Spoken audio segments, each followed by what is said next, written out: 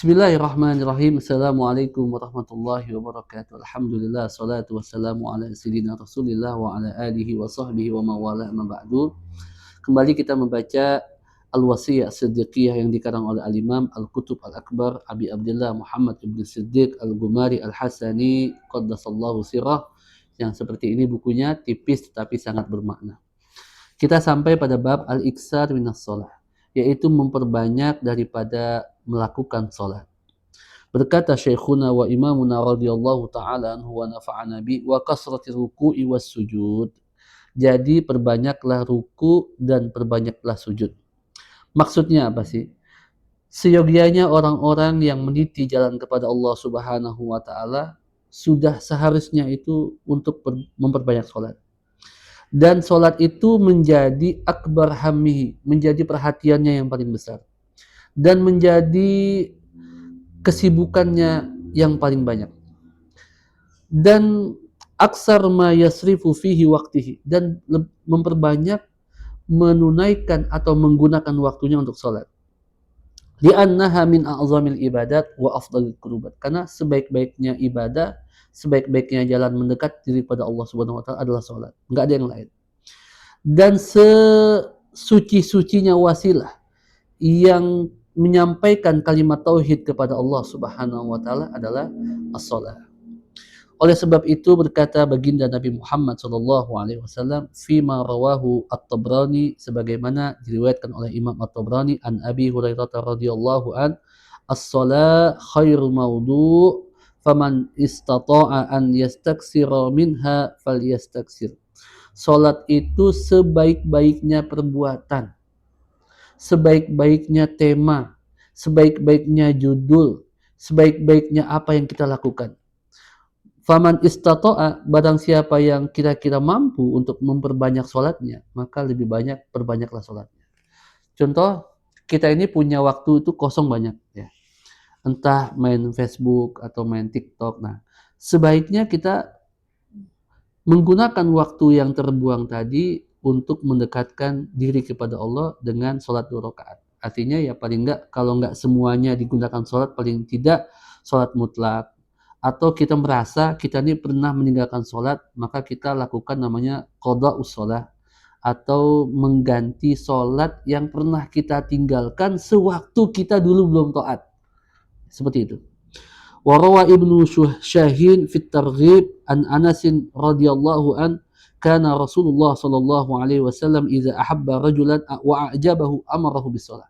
Jadi Sayyidina Nabi Muhammad sallallahu alaihi wasallam kalau ketemu dengan orang dan orang itu mampu menarik hati baginda Nabi Muhammad sallallahu alaihi wasallam, maka wasiat kepada orang tersebut yang Rasulullah senangi, maka Nabi berkata kepadanya, hendaknya memperbanyak sholat.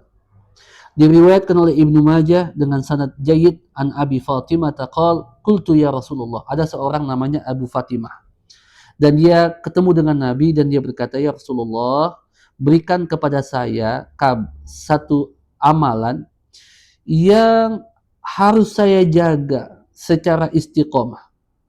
Maka berkata Rasulullah sallallahu alaihi wasallam, alaika bisujud, hendaknya kamu itu sujud, maksudnya adalah salat.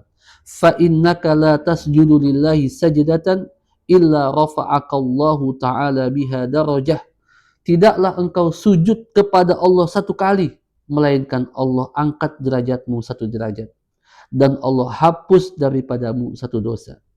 Di dalam riwayat yang lain, Inda Ahmad fil Musnad, di dalam musnadnya Imam Ahmad berkata, qala li Nabiullah sallallahu alaihi wasallam, ini masih pada Aba Fatimah tadi, ya Aba Fatimah, duhai Aba Fatimah, in aradta, seandainya kamu itu betul-betul kepengen antalqani, untuk ketemu dengan Nabi di akhirat, fa'aksir as-sujud, perbanyaklah sujud.